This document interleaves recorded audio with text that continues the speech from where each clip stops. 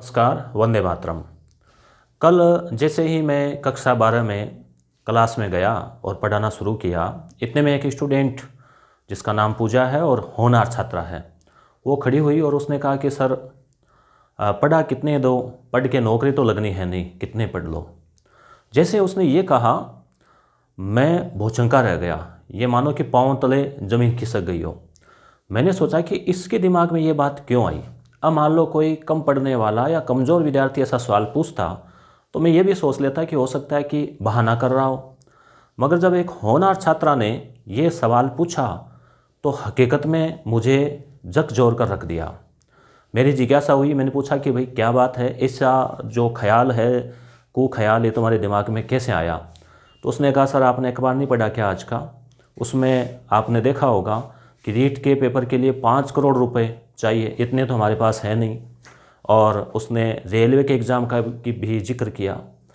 तो मैं ये सोचने पे मजबूर हो गया कि वाकई आज जो 15 साल का विद्यार्थी है कक्षा 12 का, वो भी कितना जागरूक है। और उसके मन में आप सोचिए कि कितना उसके सपनों को या सदमा पहुंचा होगा उसको, उसके कितने जो है सपने कमज़ोर हुए होंगे जब वो बात ये अखबार में पढ़ता है कि रीट का पेपर बिका और पेपर बिक रहे हैं, गड़बड़ियाँ हो रही है।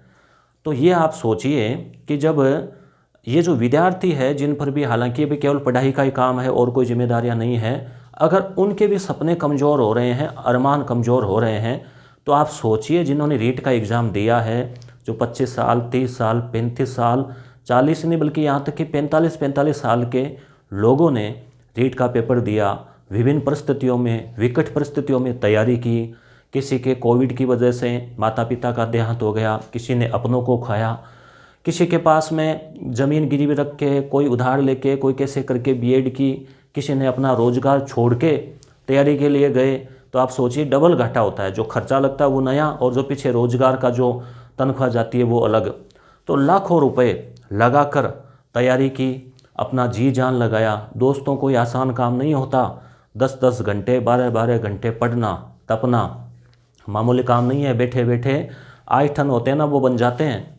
और जब विद्यार्थी इतनी मेहनत करते हैं और उसके बाद में जब इस टाइप की न्यूज़ आती है कि पेपर जो है जैसे ही अखबार में पढ़ते हैं, तो आप सोचिए कि क्या बीतती है और मनोबल कितना डाउन हो जाता है। अब यहाँ पर बात यह है कि हमारी जो शिक्षा है वो नौकरी टारगेटेड है कि अगर आप पढ़ लिए और नौकरी नहीं लगे तो वो जो आपके मार्कशीट है, परसेंटेज है, उनके कोई शहद लगा के चाटना तो है नहीं उनको। नौकरी लगोगे तभी उनकी वैल्यू, नहीं तो लोग भी पूछेंगे कि क्या हुआ, इतना पढ़ा। तो अब नौकरी जो है व्यक्ति पढ़ता है, मेहनत करता है और मेहनत के अनुसार उसको रिजल्ट मिल जाए तो उसका मनोबल बढ़ता है। अब आप सोचिए कि 15 लाख, 20 लाख ऐसे पेपर बिक रहा है, 5 करोड़ में सौदा हुआ। तो आप सोचिए कि इस प्रकार से जो है उनके ऊपर क्या बीतती है, विद्यार्थियों के ऊपर, जब वो तैयारी करने वाले ऐसा पढ़ते हैं, ऐसी खबर देखते हैं। तो यहाँ पर मैं जो भी प्रशासन है, राजनेता है, जनप्रतिनिधि है, उन सभी से निवेदन करना चाहूँगा कि सच्चाई जो है वो सामने आनी चाहिए। हालांकि ये कहावत है कि सच जो है वो छुप नहीं सकता, सच्चाई सामने आती है, मगर जल्द से जल्द सामने आनी चाहिए और जो दोषी है उनको सज़ा मिलनी चाहिए।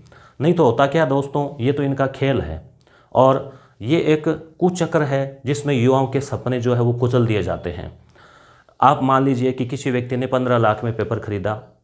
अब आजकल तो व्हाट्सएप और सोशल मीडिया का ज़माना है, एक बटन दबाया, क्लिक किया और वो एक ग्रुप में शेयर कर दिया। अब उस व्यक्ति ने मान लो 5-5 लाख लिए 10 लोगों से, 50 लाख कमा लिए, उसने तो धंधा खोल लिया। अब वो 5-5 लाख में खरीदा है, वो और सोचेंगे कि हम किसी को 6 में बेचते हैं।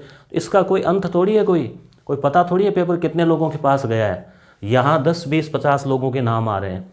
उन लोगों ने कितने लोगों को पेपर भेजा होगा, हज़ारों के पास गया है या कई हज़ारों के पास गया है, इसकी क्या गारंटी है। और 1000 लोगों तक पेपर पहुँच गया तो ये सोचने से संतोष थोड़ी करना है कि 31,000 है, चलो 30,000 मान लेंगे। नहीं, 1,000 में भी आपका नुकसान हुआ तो क्यों हुआ। आपने इतनी मेहनत की, इतनी तैयारी की, कितने कितने त्याग तपस्या करके, बार बार परिस्थितियाँ थोड़ी आती हैं। अब आपको कहे कि रीट रद्द हो गई है ठीक है, उनको जो है अब दोबारा रीट की तैयारी करो, तो वापस वो परिस्थितियाँ, वापस वो धन, वापस वो शक्ति, वापस वो एनर्जी कहाँ से आएगी उसी पद के लिए। हाँ, आप रीट में कामयाब हो जाते तो आप आगे उस मनोबल से, उस जोश से आप आगे और तैयारी कर लेते, मगर उसी पद के लिए दोबारा, और फिर क्या गारंटी कि अब की बार ये नहीं होगा, क्योंकि ये कुचक्र तो हर परीक्षा में चलता है।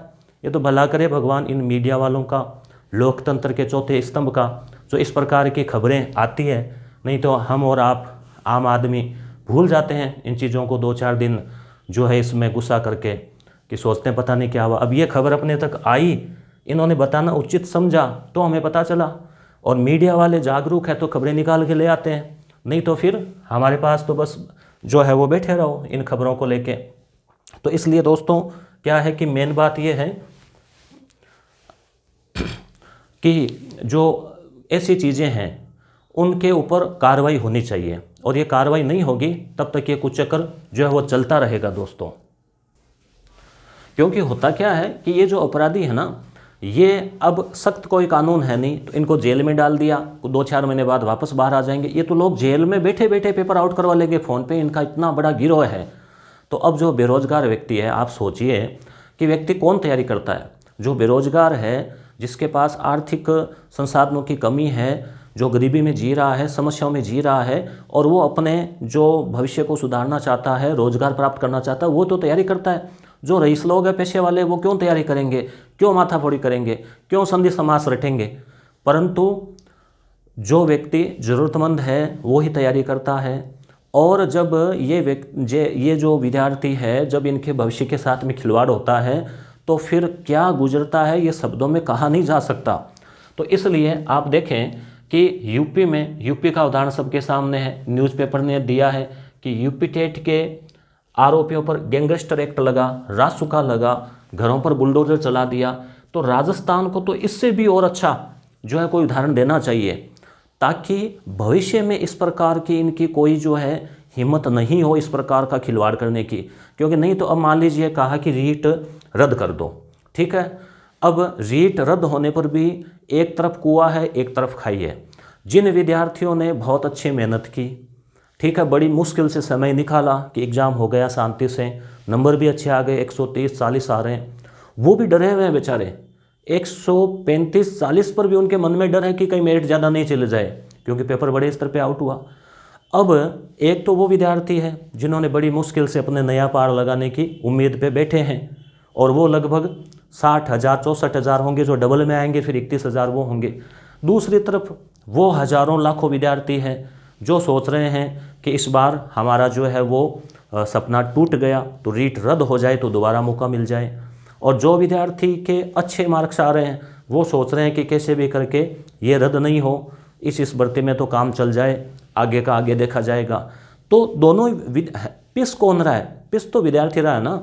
इन लोगों ने तो लाखों करोड़ों कमा लिए, अब जुगाड़ उगाड़ करके और बैठे रहेंगे। और ये तो केवल इतना आया है, जैसे बाकी कई चप्पल गिरवाए, कई सेंटर के ऊपर नकल करने वाले, ऐसे और भी तो कोई 50 सैकड़ों लोग होंगे ना। और इन लोगों ने आगे, फिर उन्होंने आगे, फिर उन्होंने आगे, कितनों तक पेपर पहुंचाया। इन सब की गहन जांच होनी चाहिए। विद्यार्थी मांग कर रहे हैं कि सीबीआई की जांच होनी चाहिए। तो सरकार को कहाँ दिक्कत है? हालांकि एक अच्छा कदम उठाया है सरकार ने, जो बर्खास्त वाली, जो बोर्ड अध्यक्ष को बर्खास्त वाली न्यूज़ आ रही है, तो इससे थोड़ा लगेगा कि कार्रवाई हो रही है। हालांकि सीएम साहब पूरे सक्रिय थे, बहुत सख्त निर्देश दिए, मगर दोस्तों बात यह है ना कि जो है दाल में कुछ काला नहीं, बल्कि हम लोग, हमारे में से कुछ लोग ऐसे हैं जो पेपर आउट करवाने पे तुले रहते हैं।